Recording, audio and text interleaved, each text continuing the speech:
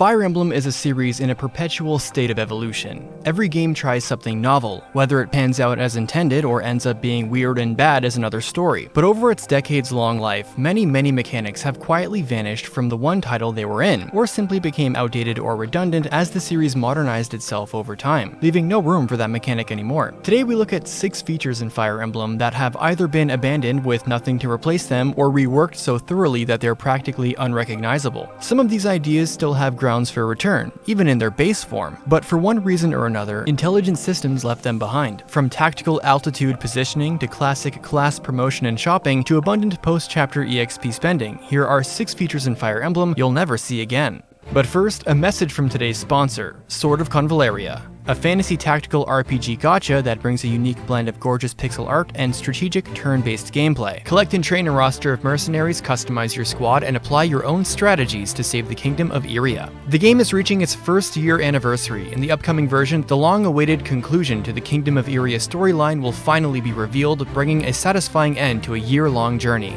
New game modes and new characters will be launched in this version. The Pioneering Odyssey includes 2 parts, Pioneer Challenge and Stellar Pioneer. Pioneer Challenge tests your ability to build teams to solve specific battle scenarios, and in Stellar Pioneer, you can undertake relatively easier challenges. Besides the Pioneering Odyssey, an Ascension support event will begin after the July 30th update. Complete the event to earn Ascension exclusive resources, Hope Luxites, and more development materials. There's also 3 banners coming up for the month of August, featuring Inanna, Rico, and a guaranteed legendary banner where you can use 980 astral gems for a 10x summon, and you'll get at least one previously unowned legendary character from this event. Their collab with Delicious and Dungeon is also coming at the end of August. Finally, starting in August, daily sign-ins can grant 20 free pulls total, as well as an additional 10 free pulls every day for 7 days in a row. Use the codes FIRSTANIVEN and 4PEACEEN for free pulls. Sign up or sign in and participate in Sword of Convaleria's first birthday, and thank you SOC for sponsoring today's video.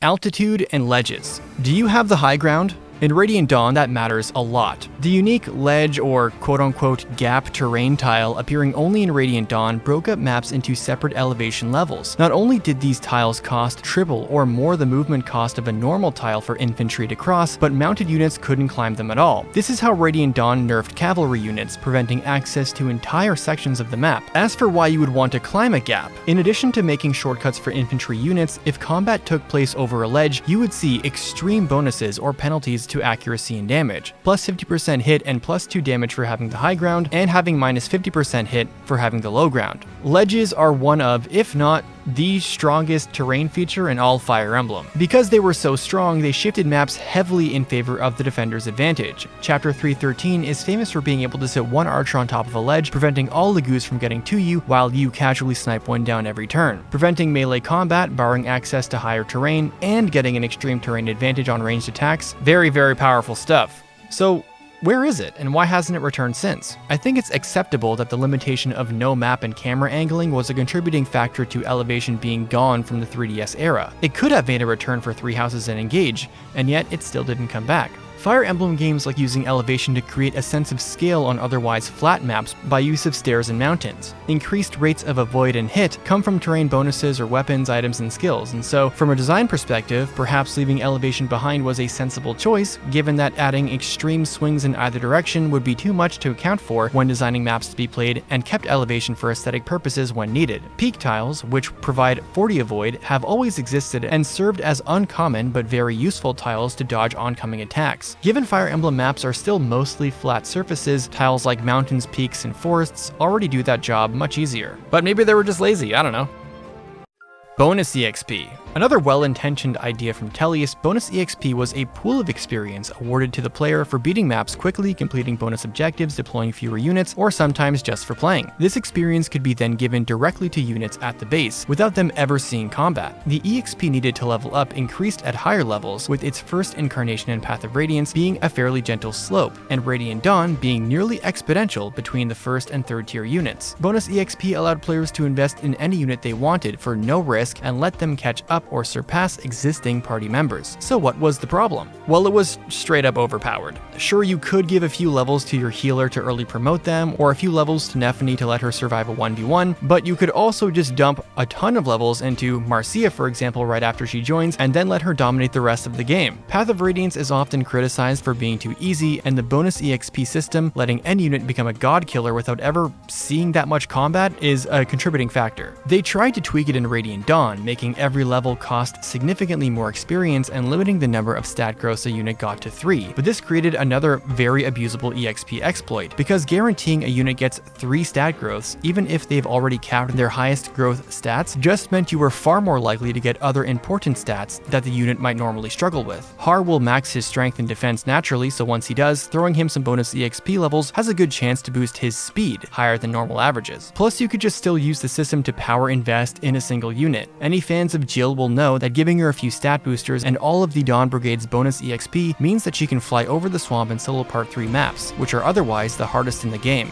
Like other topics in this list, bonus EXP doesn't stand out on its own anymore. Every game after Tellius now provides some form of bonus EXP. DSFE has training grounds. Every game after that had a traversable world map to fight enemies, and the ones that didn't, like Conquest and Three Houses, still had extra ways to gain EXP. Conquest had paralogs and invasions to supply EXP, and Three Houses had paralogs too, auxiliary battles, training grounds, and of course the instruction system, which gave units every unit progression resource besides the level EXP itself. Class promotional items. In older entries like FE3 or the GBA Fire Emblems, units in their base class needed a specific class promotion item in order to promote into an advanced class. Cavaliers and Knights, for example, could be promoted into Paladins and Generals only after level 10 and only by using the Knight's Crest. Back when these items were common, promoting into classes worked the following way. A Bishop Ring in FE4 and FE3 or a Guiding Ring in the GBA games was required to promote Clerics and Mages. A Hero's Crest promoted Myrmidons, Fighters, and Mercenaries. Orion's Bolt was needed to promote Archers, the Ocean Seal could promote Pirates, and in some games also Thieves, etc. Starting from FE5, the games actually started introducing global class promotion items. Thracia used the Knight Proof or the Master Seal, which could be used on anyone but Leaf and Linone to promote after level 10. FEGBA mixed both old and new, bringing back class-specific promo items and having global promo items, such as FE7's Earth Seal and FE8's Master Seal, that worked for nearly every unit in the game save for the Lords in some cases. And while the GBA entries made these items more rare to compensate, it wasn't until the Tellius games that the Master Seal was fully adopted as a global class promoting item, and it's not hard to understand why they made this change for good. Players can simply lose the ability to keep relying on some units or even strategies consistently if they missed the one particular promoting item they needed for their Myrmidon or Pegasus Knight. Some units in Fire Emblem GBA dropped tiers of viability because the game said you're not allowed to promote them until they say so. It's humorous that FE5 was the first to fully commit to global promo items before trying to do both at once, ultimately stepping into the design flaw of the games that came before it. But there is some value in the old system, and I'll get to that later. As of this video, the main reason this idea hasn't been entirely retired is due to IS locking the availability of certain classes behind rare items. The Elysian Whip in Shadow Dragon and New Mystery are the only ways for Pegasi to promote into Falconites, and in Three Houses the Dark Seal is a must for any male that wants to reclass into Dark Mage and subsequently Dark Bishop. Fire Emblem nowadays is a sandbox of open reclassing systems. You can promote anyone into almost anything now. Like I just mentioned, these class promotion items have been relegated to niche classes or are simply just paywalled DLC with zero prerequisites besides being a certain gender. You also have plenty of nuance with promotional items too now. From Second Seals, Offspring Seals, and Friendship Seals, all of it promote class diversity and customization, whereas the first system doesn't do it as much. Dragonveins and terrain manipulation. One of the ways Fates experimented with shaking traditional Fire Emblem gameplay was by introducing Dragonveins. Across Birthright, Conquest, and Revelation, there are specific tiles in most maps that allow players to either modify the layout's terrain or summon area of effect in particular zones. These go from simple effects like revealing health tiles or breaking debris, drawing water tiles, summoning thunder to strike all enemies, reducing all enemies' movement to 1, and more. To use a Dragonvein, the player needs to place a unit with Dragon Blood marked with a crown icon on the top left of their status screen over the tile, then use the Dragonvein command. Doing so will trigger the Vein's effect and consume the tile. This gives the gimmick a strategic edge, often in the player's favor. Birthright's Chapter 24's Dragonvein, for example, summons a cyclone that obstructs the movement of flying units, of which the map's enemy composition has more than plenty of with Wyvern Lords and Malignites. This doesn't mean the game shies away from using Dragonveins against the player, however. Chapter 24 of Conquest has its Dragonveins increase mobility of flying units while decreasing everyone else's, which the enemy Hinoka abuses constantly to give her Falcon and Kinchi Knights an edge. The limitations and intentional design behind the Divine Veins as a gimmick, and the likely motive for them being only locked to Fates, is that they're inherently restricted and limited. Second generation aside, these can only be activated by Corrin, Azura, and the Hoshido and Nor Royals. So in terms of utility, not deploying any of them already hampers things for the player. Also, each Dragonvein can only do one effect that's not under the player's control, so they work more in practice like a limited on and off switch. It's no wonder then that when Engage revisited the idea as one of Emblem Corrin's and Camilla's skills, it got reworked in a way that it could work with any kind of map with any unit of your choosing. Depending on the unit type of whoever's using Emblem Corrin or Camilla, they can summon terrain around them with various effects, like stone pillars which increase defense, ice pillars that become breakable debris, fog which increases a void, fire that reduces movement and deals chip damage to enemies, so on and so forth. Now, the easiest answer as to why they won't come back is simply because, well, Dragonveins were one of Fates' many unique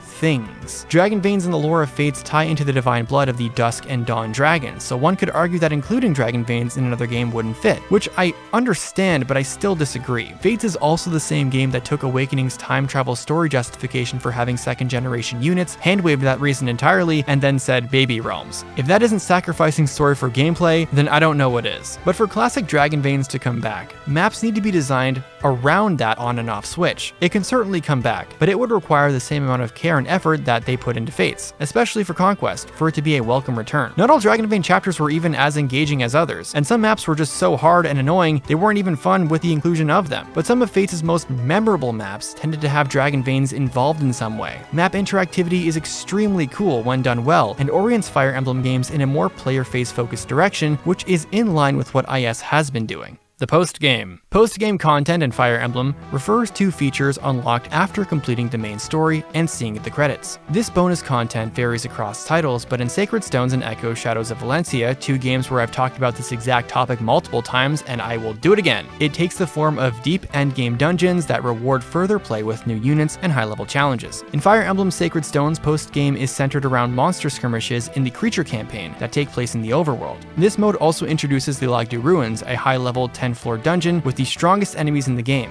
Of course, these dungeons increase in difficulty with each floor and offer both treasure and unlockable characters. But just because you were treated didn't mean you still weren't rewarded. It was a simple but satisfying progression system with prizes that you wanted, unlike earlier trial maps from Binding Blade and Path of Radiance that required multiple full game completions just to unlock a handful of units for inconsequential side battles. Unlike previous titles where post-game characters were only usable in these extra maps with no carryover for progression, Sacred Stones allowed continuous growth and replayability. Each dungeon dive carried a risk and reward, mainly due to being unable to restart dungeon floors, so you couldn't save and then restart floor 7, for example. It was all or nothing. The challenge of facing hordes of strong monsters like Draco zombies or Gorgons made these dungeons some of the most memorable post-game content in the series, in my opinion. Fire Emblem Echo's Shadows of Valentia took inspiration from Sacred Stones with the Thebes Labyrinth, a massive dungeon unlocked after completing the main story. Located in the continent of Arcanea, Thebes serves as a canonical connection to the broader Fire Emblem universe, being Garnef's base in Shadow Dragon: A New Mystery and explaining the origin of Grima, Elise's greatest threat in Fire Emblem Awakening. Thebes is designed as Act 6, the true final challenge of the game, and is filled with, as you would expect, very, very difficult enemies. While Thebes offers a strong post-game dungeon experience similar to the Lagdu Ruins, it lacks the additional unlockable characters that made Sacred Stones' post-game loop so fun. Echoes missed an opportunity by not rewarding repeated completions with characters like Fernand or Berkut, especially since their data exists in the game's files. But even antagonists like Dessay or Jetta could have made for fun bonus units to use. They're both memorable for different reasons, but the question remains, why is this kind of post-game content so rare to see in the series? I'm not talking about DLC maps so difficult that there's an implied prerequisite to having multiple New Game Plus playthroughs or fully kitted spreaded out skill sets that you get over the course of multiple playthroughs. I mean, classic on-cartridge content. All games after Sacred Stones, barring Echoes of course, with explorable world maps, made no such attempt to come close to what these two games tried, instead settling for DLC maps or New Game Plus, which New Game Plus is really enjoyable, but it's not the same. These worlds are vast, the lore is sometimes left to interpretation, and playing as strong boss enemies is just fun. In other words, there is plenty of justification for this type of content to return, but if IS wants to cash in on DLC or settle for New Game Plus, then that is unfortunate to hear. Shops. If you've played Fire Emblem before the advent of the GameCube, you are going to be familiar with this scenario. You're running low on basic gear, and the weapons you do have are terribly low in uses. You see an armory midway through your starting point and send one of your flyers, thieves, or low-level pack mule to run inventory, buying weapons en masse, and sometimes one or two of the better than usual weapons for safe measure. For a long time in the series, this was a staple part of unit progression. Sell used weapons, gems, and whatever else in exchange for fresh equipment. There was no telling if there was another armory or vendor in the next chapter, so it was always best to be prepared. This was made even more exciting with secret shops, stores run by Anna which featured very rare items and weapons, from killer and brave weapons, high-level staves and tomes to class promotion items and stat boosters. They were fun to find, fun to look up where they were, often being placed in difficult to access locations, adding some extra fun. After the GBA titles, Path of Radiance and Radiant Dawn would introduce bases, centralizing all preparations in Fire Emblem. Included among the features were armories and vendors, replacing those on map. Secret shops were also just removed entirely. Excluding remakes, the series never reversed course after that.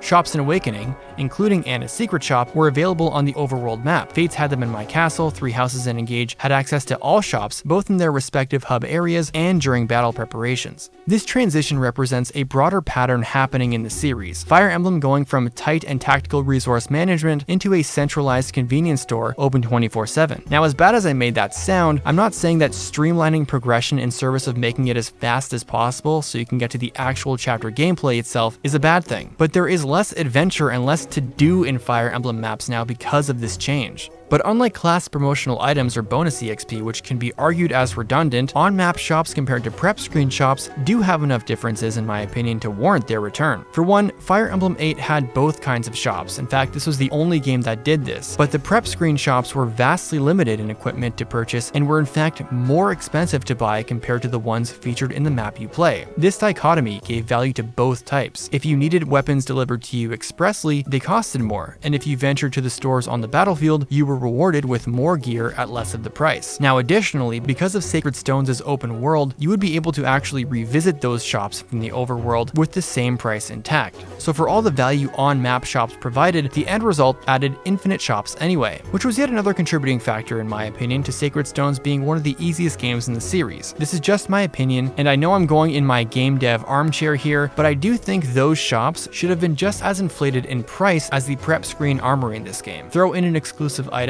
price, or maybe even increase the value of the silver card in on-map shops, and that gives a player a reason to visit them more often. The same could be said about secret shops. High-value weapons, even beyond the wielding capabilities of all but a few of your most invested units, stat boosters, and other progression items could simply be sold for cheaper. Placing them in obscure areas, requiring a member card to access them just like the older entries, is an easy and fun retread on old ideas that add value to the map.